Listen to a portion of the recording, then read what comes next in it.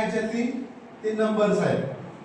त्याच्यानंतर पुढे काय घेतलं आपण स्क्वेअर. इथं ह्या बॉक्स मध्ये काय येणार आपला स्क्वेअर आणि इथं वरती काय येणार आपला क्यूब. म्हणजे एक संख्या घेतल्यानंतर आपल्याला त्याचा स्क्वेअर पण सांगता येतो आणि परत नंतर क्यूब पण सांगता येतो. तर चला मग आता एक आहे, एक चा स्क्वेअर किती 1, एक चा क्यूब किती 1. ओके.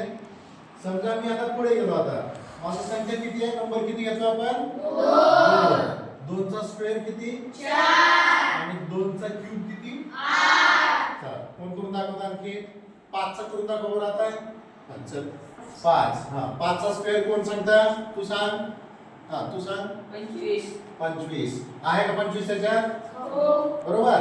त्याच्यानंतर क्यूब किती आहे 125. गुड. असं आपल्याला समजा 10 चा करायचा आपल्याला. तू चल 10 संख्या बघ कुठे बाळा. ओके. हा 10 चा स्क्वेअर किती 100 आणि 10 चा क्यूब किती 1000. कळलं लक्षात. म्हणजे या आपण संख्यांचा अभ्यास केला.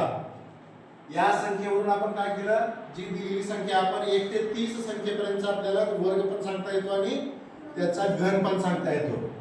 आता हा